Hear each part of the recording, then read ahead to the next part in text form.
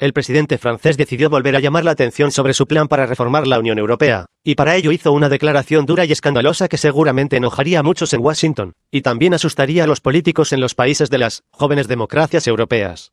Emmanuel Macron no se propuso simplemente crear un ejército completamente europeo independiente de los Estados Unidos, sino que también declaró que debería proteger a Europa de China, Rusia e incluso de los Estados Unidos. No podremos garantizar la seguridad de los europeos si no decidimos crear un verdadero ejército paneuropeo. Debemos tener una Europa que defienda, en su mayoría de forma independiente, sin los Estados Unidos, dijo en la estación de radio Europa 1, y agregó: debemos defendernos de China, Rusia e incluso de Estados Unidos. El presidente francés también aprovechó la oportunidad para insinuar que Europa debería comportarse de una manera más soberana, y esto parece particularmente interesante en el contexto expresado por él, sobre la posible retirada de Estados Unidos del Tratado para la Eliminación de Misiles de Medio y Corto Alcance. Según Macron, la principal víctima de esta decisión de Washington será Europa y la seguridad europea. La primera reacción informal de Washington ya está ahí. Durante mucho tiempo apelamos a nuestros aliados europeos para que pudieran invertir más en su defensa y corregir la distribución de las cargas, para que tales iniciativas no dupliquen y socavan el papel de la OTAN. Es obvio que estamos presenciando no solo una disputa sobre seguridad europea, sino también una disputa sobre dinero, a la cual se reducen la mayoría de las contradicciones entre Washington y París. Trump intenta de forma persistente destruir las carteras de Alemania y Francia, exigiendo el pago de una especie de homenaje al mantenimiento del ejército de los Estados Unidos, cuyo tamaño quiere aportar al 2% del PIB de la Unión Europea. Macron, con sus declaraciones sobre el ejército europeo, que necesariamente debe actuar independientemente de los Estados Unidos, e incluso proteger a Europa de ellos, muestra, por un lado, la voluntad de gastar realmente dinero en mejorar la seguridad europea. Washington en este escenario no tiene opciones realmente buenas para continuar la discusión. Por supuesto, puede declarar a los franceses y alemanes orgánicamente incapaces de asuntos militares. Esta posición irá bien.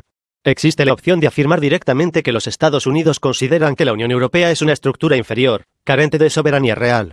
Es lógico que el protectorado estadounidense, con el nombre de la Unión Europea, deba rendir homenaje en los tamaños y términos especificados por Washington, pero esa llamada también será tóxica en todas partes, excepto en Polonia, que desde hace mucho tiempo desea convertirse en un Estado estadounidense de pleno derecho. Puede intentar exigir a la Unión Europea que vuelva al puesto de la OTAN y deje de realizar actividades de aficionado, pero aquí también habrá un problema. Los líderes de la Unión Europea están ocupados creando estructuras paralelas precisamente debido a la excesiva influencia de los Estados Unidos en la OTAN, lo que significa que es poco probable que haya más gritos y llamamientos para amar y patrocinar la alianza. También existe la última opción, la más radical. Washington puede decir que los políticos europeos que apoyan la creación de las Fuerzas Armadas Europeas, en cualquier forma, y los proyectos de energía relacionados con Rusia son, de hecho, agentes obvios del Kremlin. El gobierno de Trump puede tener suficiente imaginación para desatar la histeria antirrusa en Europa con las mismas plantillas que se usaron contra el propio Trump en los Estados Unidos para lograr un cambio en la política de la Unión Europea o un cambio en los líderes específicos de países específicos. En cualquier caso, Washington tendrá que responder de alguna manera a las acciones de la Unión Europea para crear un ejército independiente y un sistema financiero independiente, que, según los funcionarios europeos, deberían garantizar al menos el comercio continuo con Irán, contra el cual Estados Unidos impuso duras sanciones. Si esto no se hace, entonces la Unión Europea, incluso en su ritmo tradicional de tortuga, se arrastrará con éxito fuera de la esfera de influencia estadounidense. A juzgar por los 2 primeros años de gobierno de Trump, sus posibilidades de romper la regla europea son extremadamente bajas, ya que exige que los europeos no solo sigan cumpliendo con las prioridades de la política exterior de Estados Unidos, sino que se quiten la última camisa para financiar la cruzada de Trump contra la amenaza china. Cuanto más fuerte sea Washington ahora que ejercerá presión sobre París y Berlín, más motivados estarán los líderes europeos para deshacerse de las restricciones estadounidenses. Para Rusia, cualquier conflicto dentro del oeste colectivo es extremadamente beneficioso, y si la administración Trump cambia tradicionalmente al lenguaje de las amenazas y los ultimátums, los líderes europeos naturalmente tendrán que buscar apoyo en Pekín y especialmente en Moscú.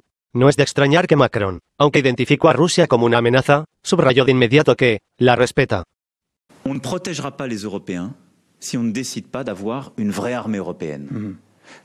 Face à la Russie qui est à nos frontières et qui a montré qu'elle pouvait être menaçante, moi je veux construire un vrai dialogue de sécurité avec la Russie, qui est un pays que je respecte, qui est européen. Une armée Mais européenne. on doit avoir une Europe qui se défend davantage seule et sans dépendre seulement des États-Unis et de manière plus souveraine.